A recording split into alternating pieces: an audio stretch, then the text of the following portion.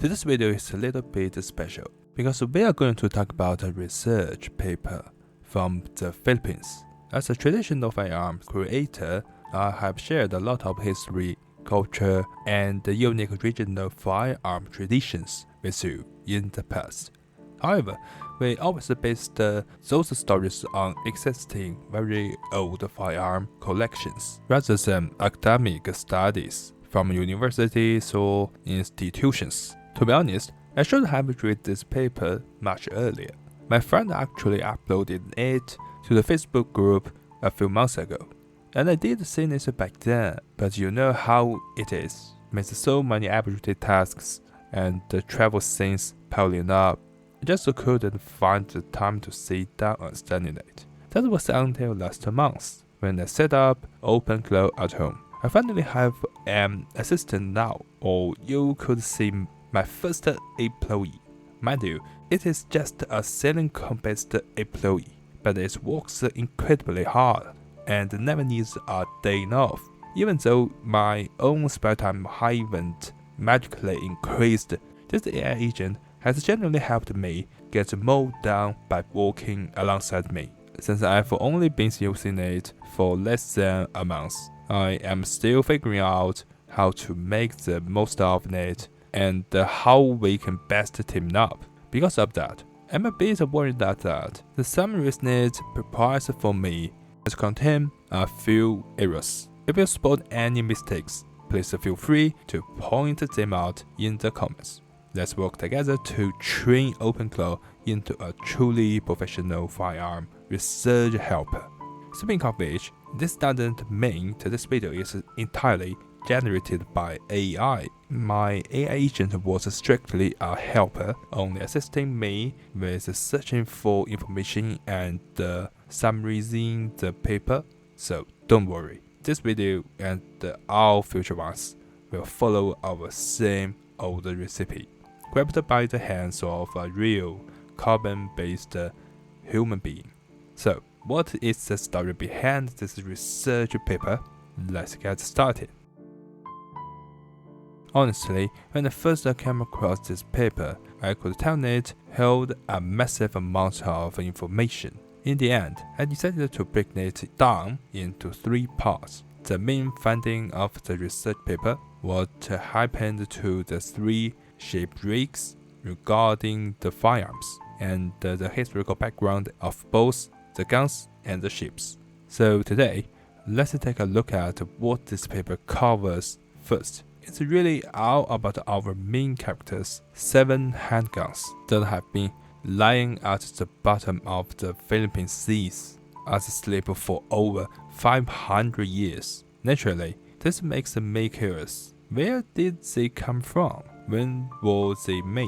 And were they ever actually fired? According to the paper, these questions were tackled by a team of archaeologists from the Maritime and Underwater Cultural Heritage Division of the National Museum of the Philippines and the Schools of Archaeology at the University of the Philippines, Diliman. This study is published in 2024 and is titled Preliminary Analysis of the Early Handheld Guns Recovered from Shipwrecks plying the seas of the pre-colonial Philippines from about the year 1400 to 1600. Right from the start, the subjects of the study are very clear.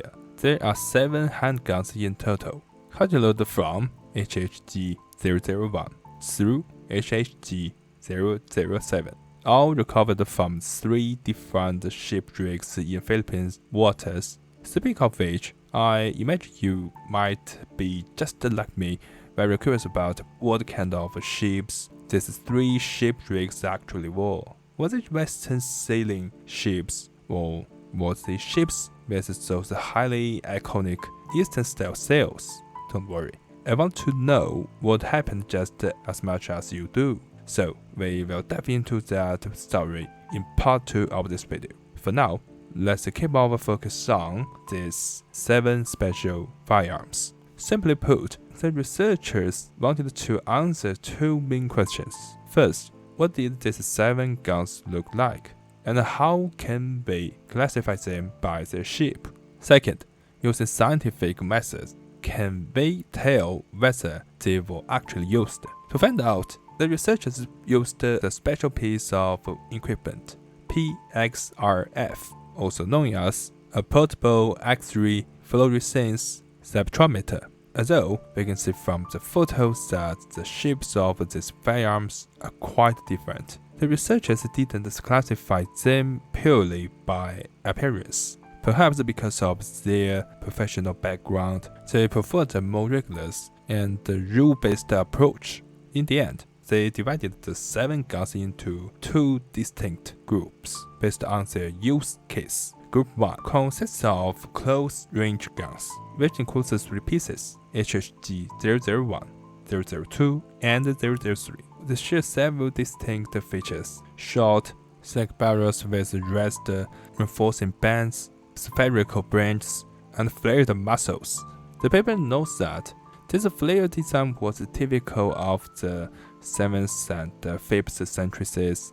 Think of the classic blunderbuss or early darting firing guns. Group 2 is the long-range group, which includes 4 pieces, HHG 004 through 007.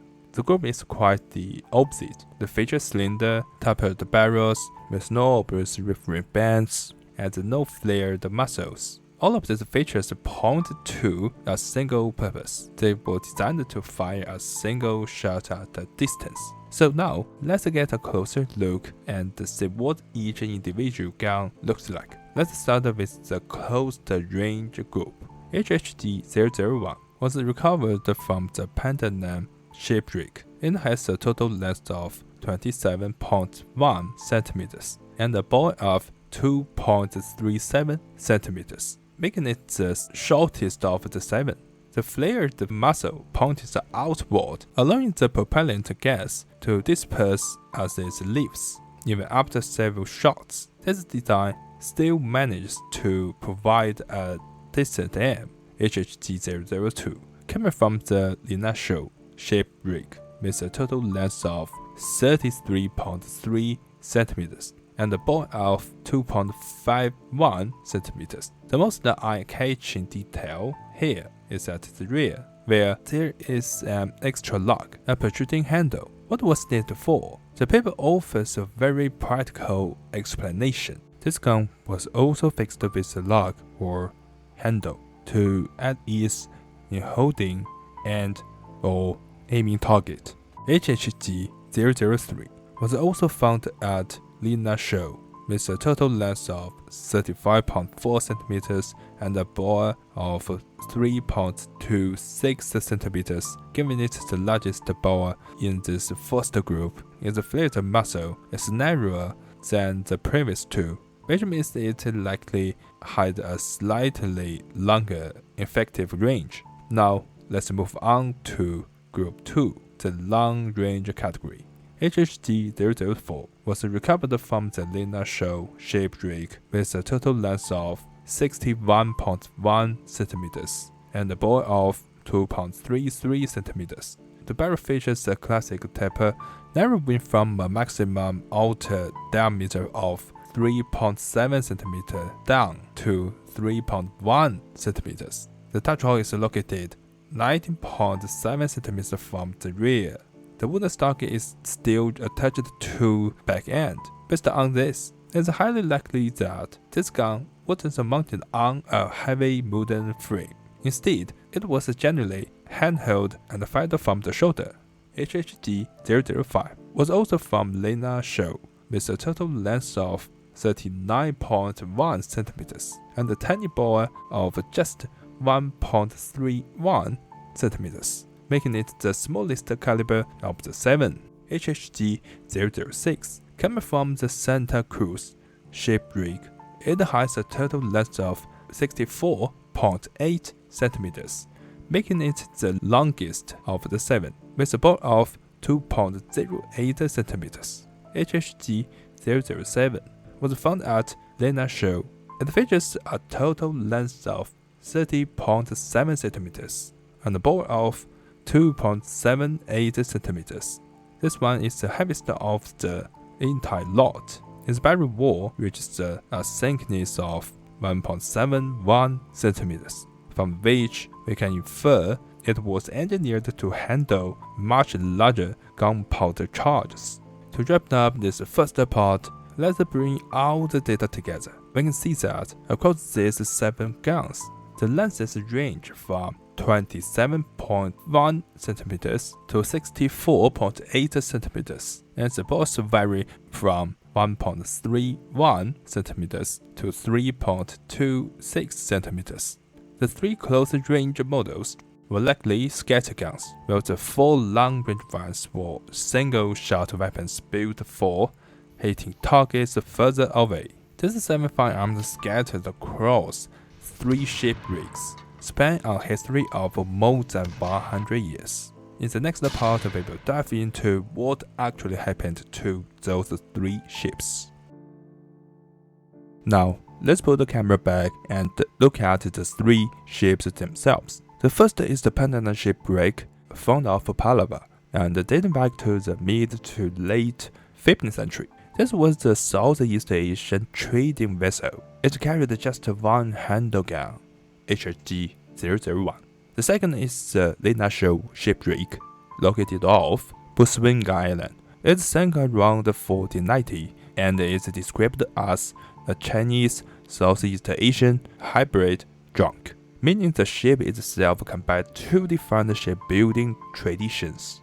This one carries the most handguns, with 5 pieces on board, HG-002, 003, 004, 005, and 007. The third is the Santa Cruz shipwreck, found off Zambales province, dating from the late 15th to early 16th century. It was a hybrid vessel from the South China Sea ship traditions. It carried HG-006. When we look at all 3 ships together, here is a real surprise about their styles. These were not purely Chinese ships. The Lena Shoal is what archaeologists call a Chinese Southeast Asian hybrid junk. Well, the Santa Cruz is classified as a hybrid of the South China Sea shipbuilding tradition. Only the Panama looks like a purely local Southeast Asian vessel. This range, from purely local to clearly mixed, shattered the old idea that Chinese and Southeast Asian shipbuilding were 2 completely separate worlds. In fact, the South China Sea already shared a common shipbuilding culture, bleeding Chinese watertight bulkhead and flat bottoms with alternation and Malay techniques.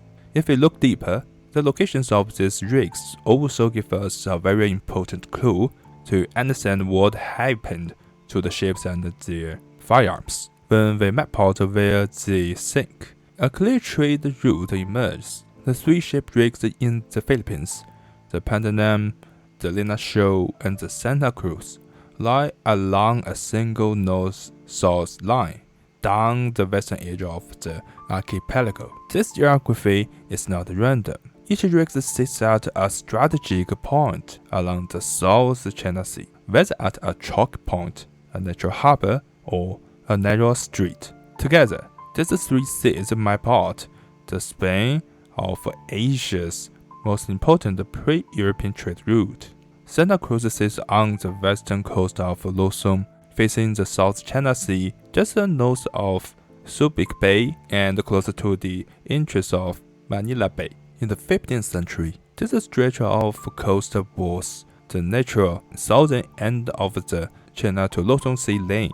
Ships sailing down from Fujian and Guangdong with the monsoon winds would hug the Luzon coast, and Santa Cruz was one of the first sheltered anchorages they would reach. It was also a perfect stepping stone to Manila Bay. A century later, when the Spanish arrived, the Manila Galleon route would follow almost exactly this same path. The Lena Shoal lands off Buswinga in the Caribbean Islands, the chain that sits between the South China Sea and the Sulu Sea at the northern tip of Palawan.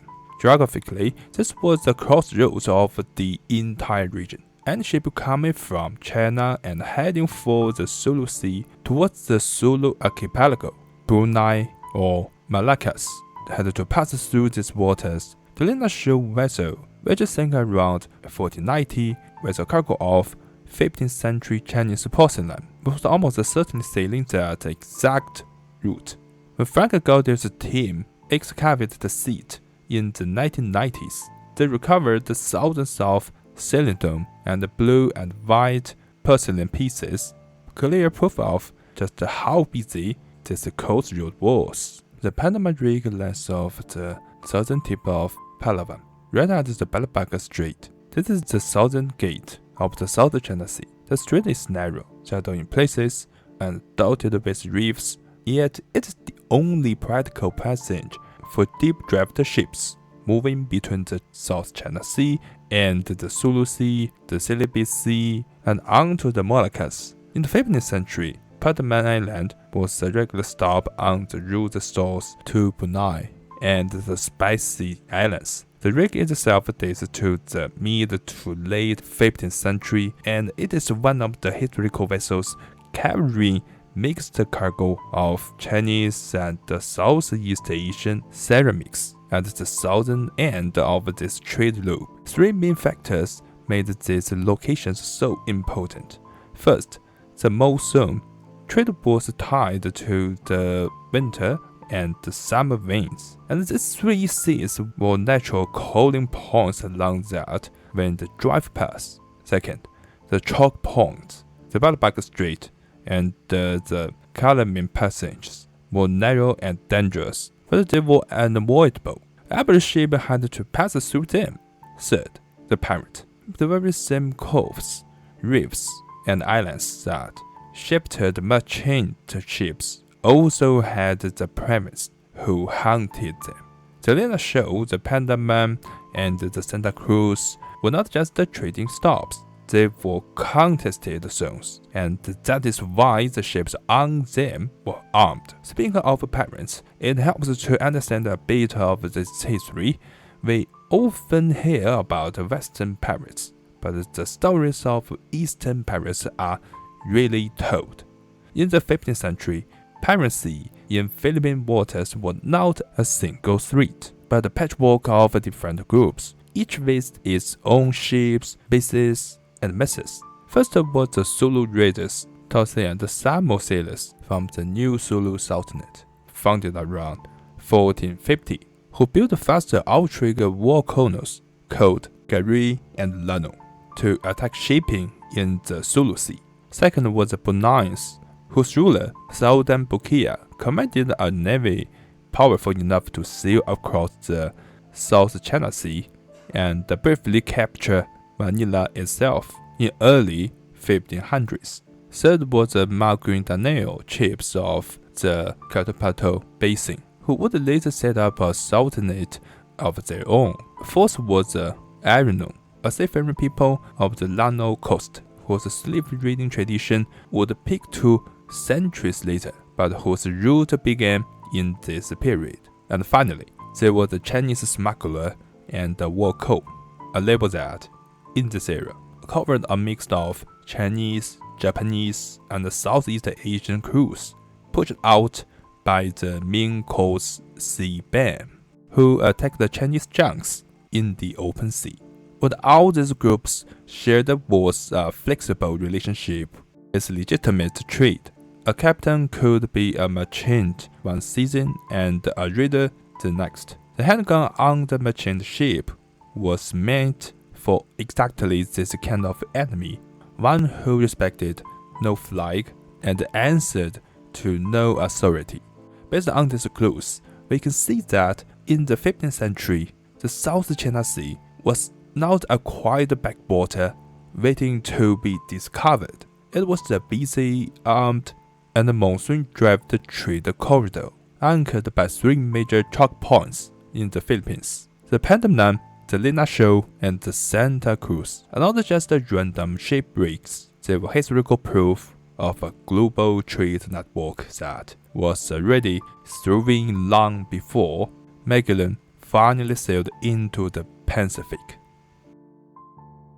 Now, let's move on to the hardest hitting section of the study. The researchers used the PXRF, portable X-ray fluorescence, compositional analysis on the 7 guns. The instrument they used was an Olympus Winter C series, running at 50 keV, with the analysis carried out in the LISIC laboratory of the University of the Philippines School of Archaeology. What this means is that we can figure out the actual chemical composition of these firearms, as well as any chemical residues, without destroying a single part of a collection. Each gun was scanned section by section, including the tiller socket, branch, sphere, barrel, muzzle, touch hole, lug, and sight, with each point taking 180 seconds. The material analysis this time is incredibly detailed. This covered that all 7 guns are made of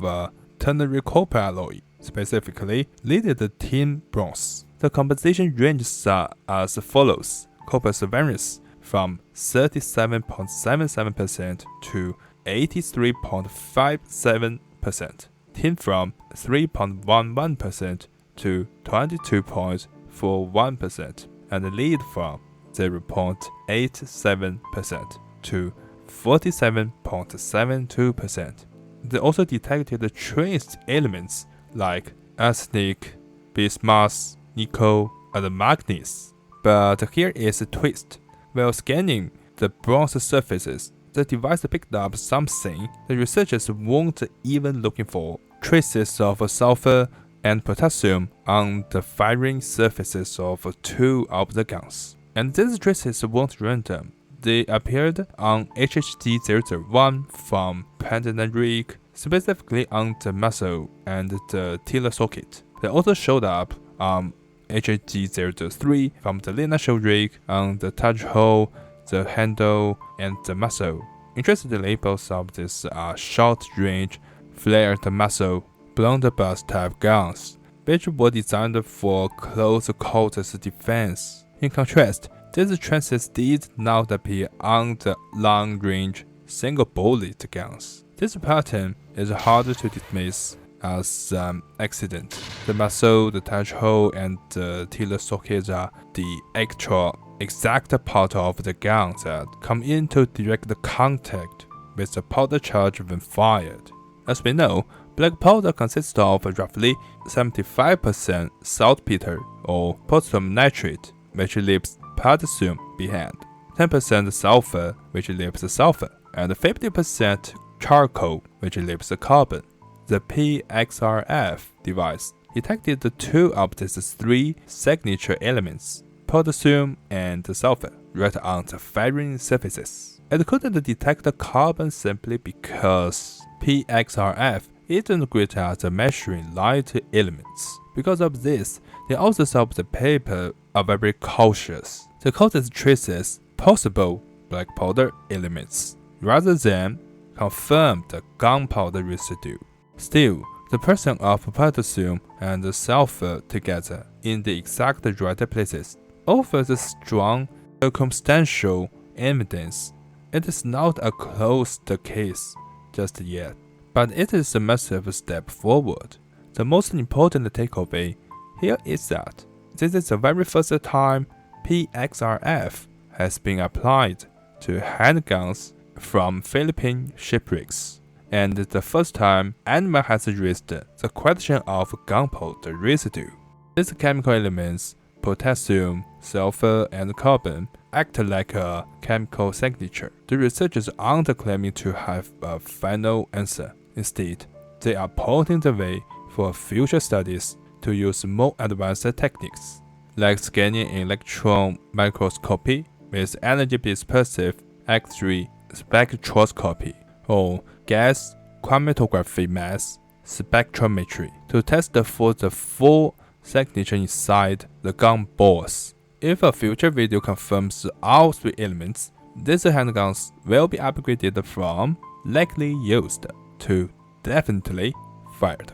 More importantly, the pre-colonial gun trade in the South China Sea will be upgraded from inferred from the gun design to proven by residue analysis. Now that we've covered the hard data, let's look at 3 other fascinating speculations made in the paper, apart from the gunpowder theory.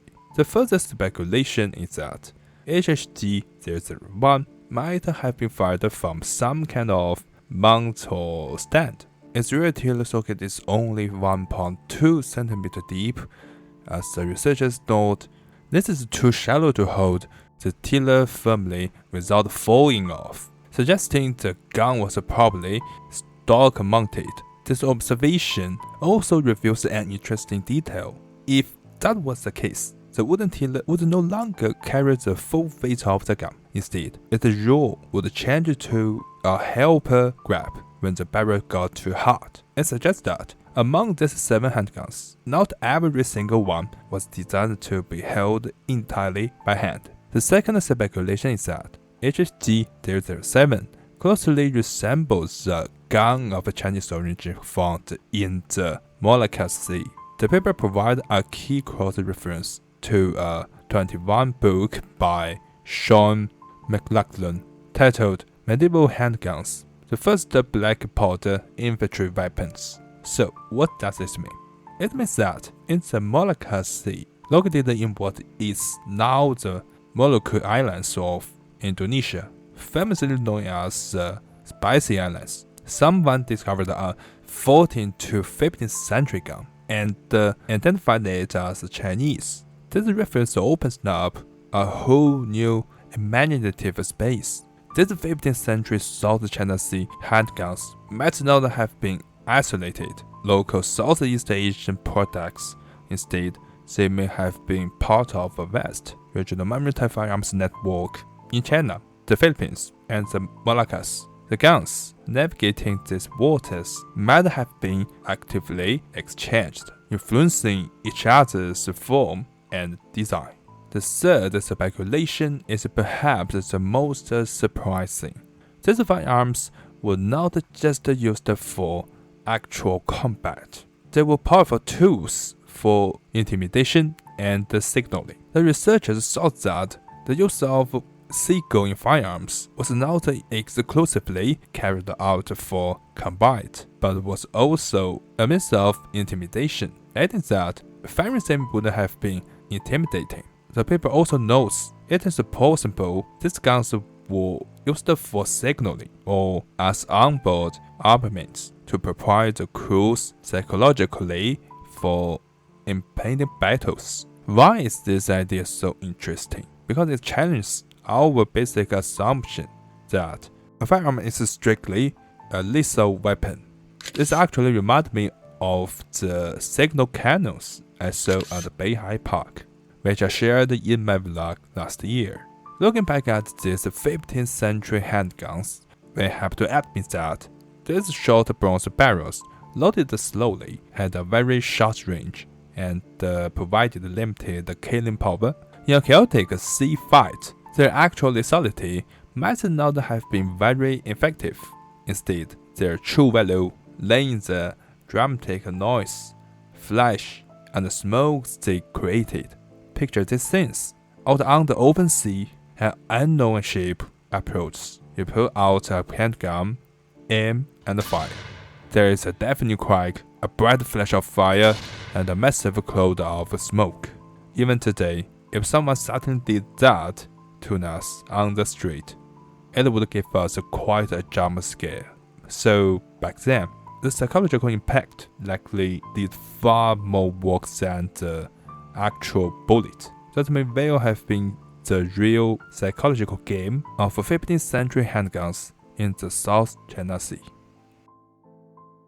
Even after exploring those 3 shipwrecks, there is still one crucial discovery highlighted by the researchers, a Spanish ship named San Diego. The research paper opens with very carefully worded sentences. Small artillery pieces are among the few of the vast number of archaeological materials discovered from most of maritime and seas in the Philippines. By starting this way, the authors are establishing a key fact. Firearms are a recurring find in Philippine shipwreck, not just a one-time oddity.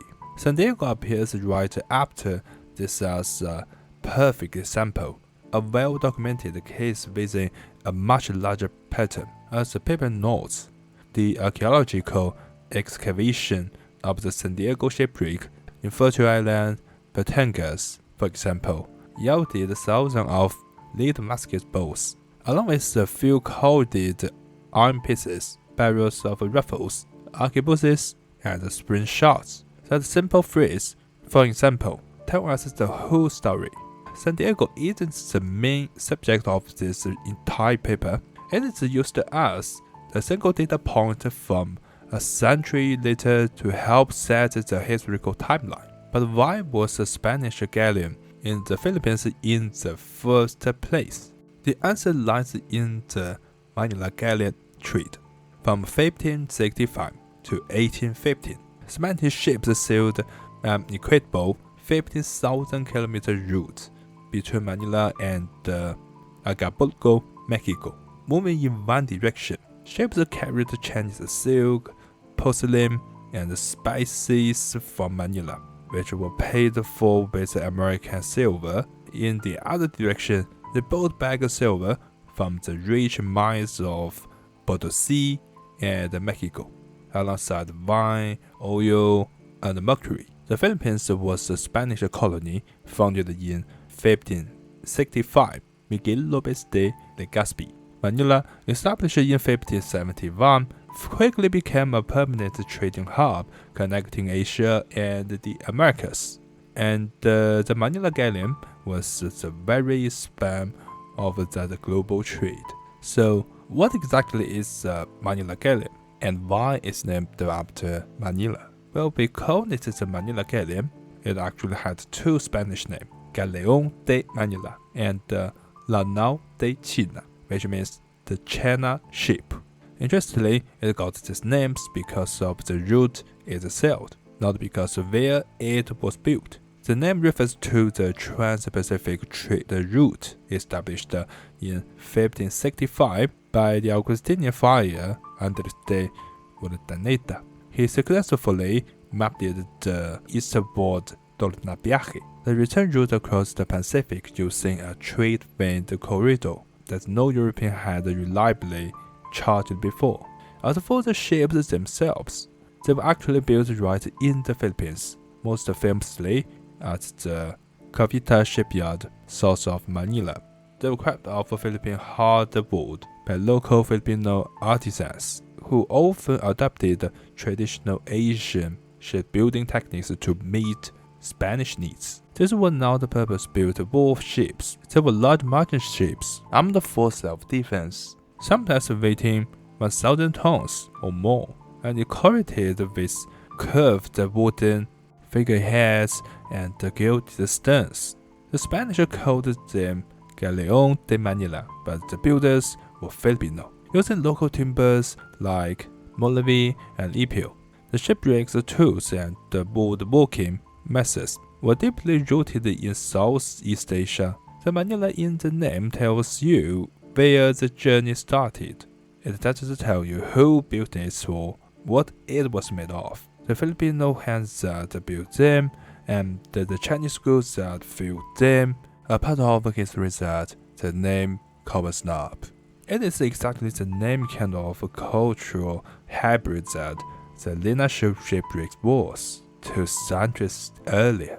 Now, let us look back at San Diego. San Diego was originally a merchant ship named the San Antonio, built in Cebu and the guidance of European shipbuilders. It was docked at the port of Cavite for routine maintenance and repairs. However, by the end of October 1600, Don Antonio de Morga, the Vice Governor General of the Philippines, ordered the ship to be put into service as a war ship and renamed it San Diego, because word had spread in Manila that a Dutch fleet was planning to enter Philippine waters. In response, the city immediately started preparing its defenses. At the same time, they worked to fortify both the capital and its vital port and the shipyard at Cavita, were arming civil ships to hunt down the enemy. Mordecai himself took full command of the operation. It didn't sink in a standard naval battle. It went down because Spain and the Dutch Republic were locked in the 80 Years' War, a long Dutch rebellion against the Spanish rule that spread from Europe into Asia by 1600. The Dutch East India Company, the VOC, was actively trying to break the Spanish and the Portuguese monopoly on Asian trade. In 1600, a Dutch fleet under Oliver van Noort entered the Philippine waters, so the Spanish fleet finally set sail on 12 December 1600. The force consisted of just 2 main ships, supported by smaller local boats. By 13 December, the battle strategy was locked in. At the dawn of the 14th, among the strong winds and rough seas, the clash between the San Diego and the Marshalls of Oliver van Noort began. San Diego was the largest ship, carrying 14 cannons and a crew of 450, but this size became its tragic weakness. Mordecai crowded the ship with people, weapons, and ammunition, but left too little ballast at the bottom to keep the ship stable and easy to steer. To make matters worse, although the gunboat had been widened for a better firing range, they couldn't fire a single cannon because the seawater rushed in through the enlarged openings. On 14 December 1600, the Spanish set out to block the Dutch. With snow just off Fletcher Island, San Diego took catastrophic damage. Reporters suggest sprung a leak below the waterline, either from the very first cannonball fired by the Dutch ship Marshalls, or from impact of running the Dutch vessel at full speed. Due to his lack of experience, Mordecai panicked and failed to give the orders needed to save his ship. When he ordered his men to cut themselves loose from the burning Marshalls, San Diego sank like a stone. The paper's authors, with great care, then had something fascinating. Interestingly, historical accounts have mentioned the vessel's long-range, large artillery becoming consequential as the fighting occurred on board using hand-to-hand combat, thereby employing small firearms such as arquebuses and rifles, along with the other handheld weapons. That tragedy is the real turning point of their argument. The authors are pointing out a surprising fact.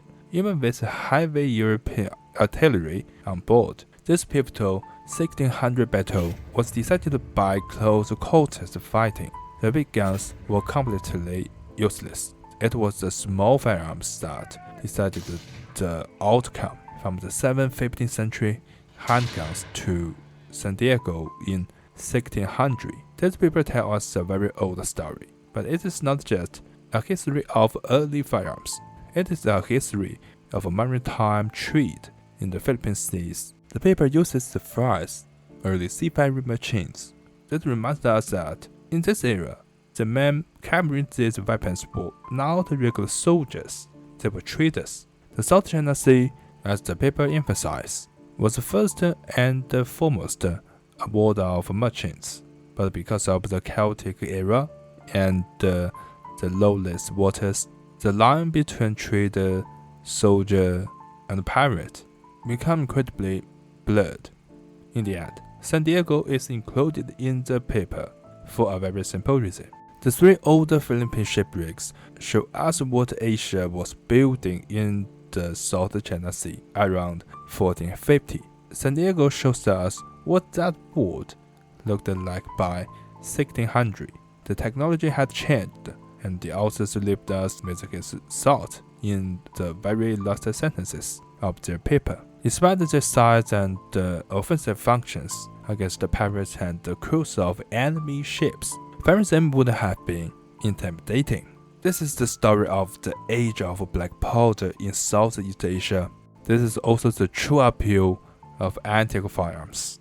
We can always find hidden clues behind the cold metal that tell us exactly what happened in that distant era. So, thank you for watching. Hope you like this video. Take care, stay safe, and I will see you next time.